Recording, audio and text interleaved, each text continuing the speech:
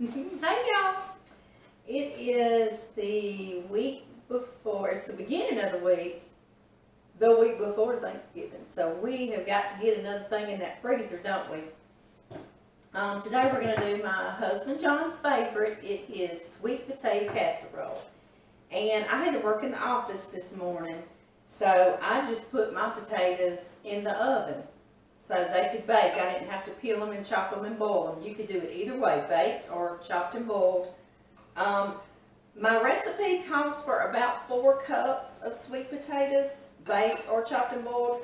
And so, but I did like 4 because if we've got any left over, y'all know I'll cook it tonight for us, a little sampler. And something I want to tell y'all while I get this last sweet potato out of here. I did wrap them in foil so they'd be good and tender, and I could get all the goodie out of them. But if you bake them in your oven, please do not just put them on the rack. Y'all that have done it, like me, yes, I've done it. It will make a royal mess in your oven. You see this? I hope y'all can see that on here.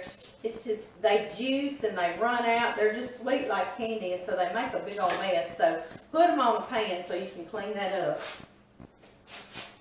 Real easy, and it won't get your oven all messy and nasty.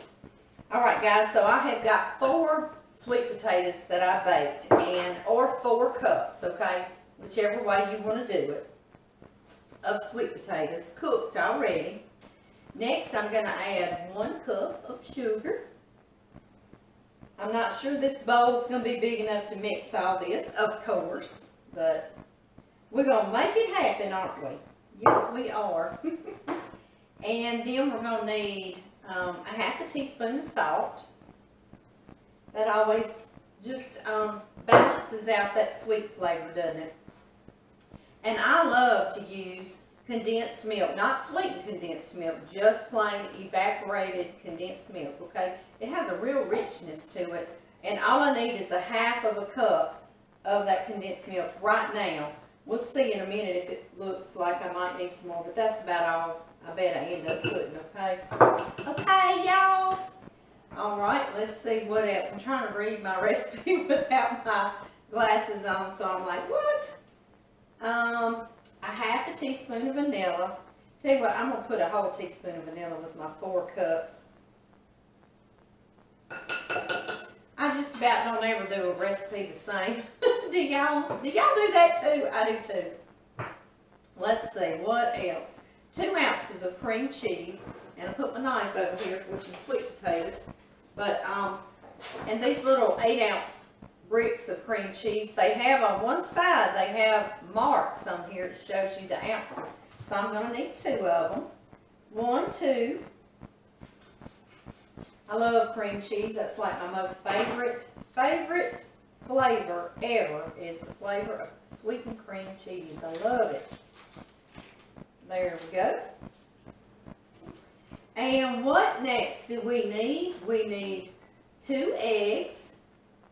And those are my farm fresh eggs. I know y'all know that. I went on and got them out so I wouldn't take too long with y'all. I got to get out there and feed the baby calf too when I get this put in the freezer. Let's see, and a 1/2 cup of butter melted right here. Y'all know I like all the good stuff. Yes, I do.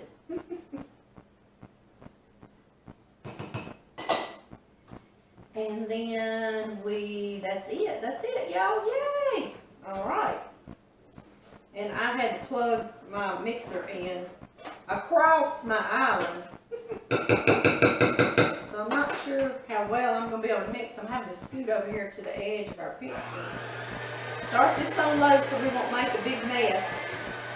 Woo! I'm going to go on and tell y'all how I bake this because, you know, I'm putting it in the freezer today. But I bake it on 350 degrees for about 35 minutes. 35 minutes covered, okay? And that lets it all rise and get all heated through and through. And then I'll pull it off the top and I'll bake it just until the top gets toasted because we're going to make a topping for it. Yes, we are. John loves it with on top and not the marshmallows. He'll eat it, but he knows the pecans. Let me do this, and I'll quit talking because I know a lot of you say you can't hear me.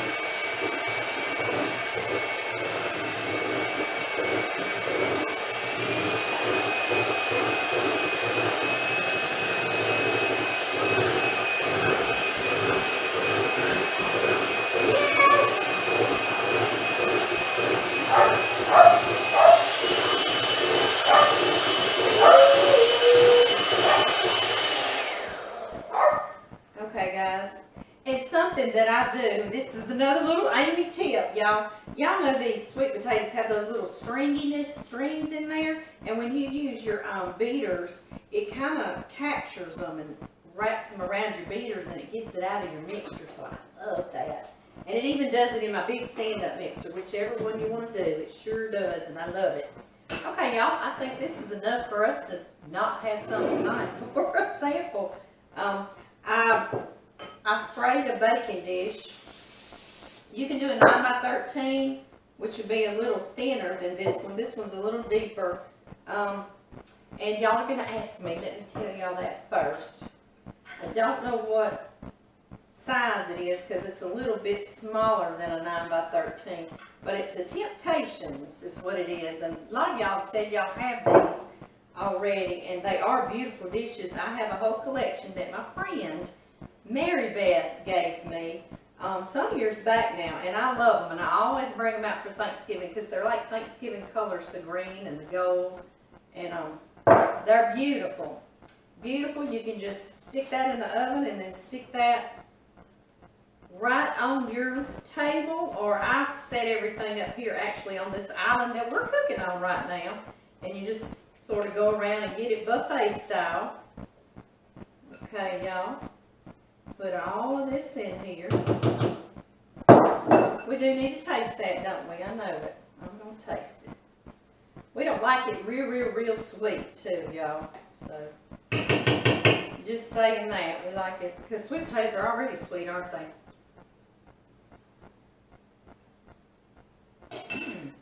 Oh my goodness. I can't wait to eat this. That's so good. Okay, y'all, I'm going to slide that up, and we're going to make our little topping, because I do go on and put that on there and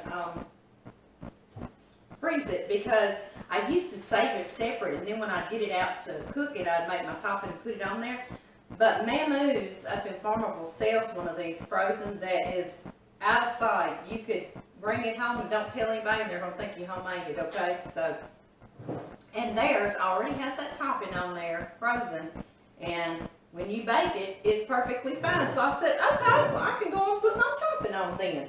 So now I'm going to need 1 cup of brown sugar. And I love the brown sugar because it has that molasses flavor in there. And just makes it extra good, doesn't it? I know. And I'm going to need, I believe this is 1/3 cup of all-purpose flour. Just plain all-purpose flour. And what half a cup of melted butter, and I went on and melted it before I got on here with y'all. Let me kind of stir my flour and my brown sugar together like that. Yeah. Alright, now I'm going to put my half a cup of melted butter in here.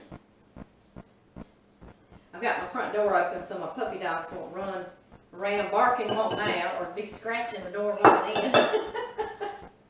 And then I've got 1 cup of chopped pecans that I chopped before I got on here too.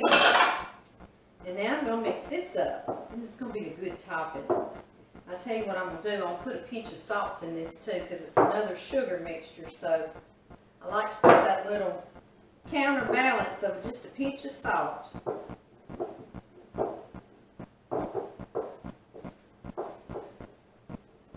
Stir this around real good, and it's going to get kind of crumbly on you, y'all, with that flour in it. It's so good. So very good. And about the only way you can actually put this on here evenly is by hand, okay, y'all? It is. I can sit here and pretend like I'm sprinkle it on with a spoon, but my goodness gracious, no. And y'all know I washed my hands, so it's gonna be just fine. I hadn't killed anybody yet. Everybody's been eating this for years. Y'all see how good that is? Oh, goodness. It caramelizes on top. It is so very good. And of course I put plenty.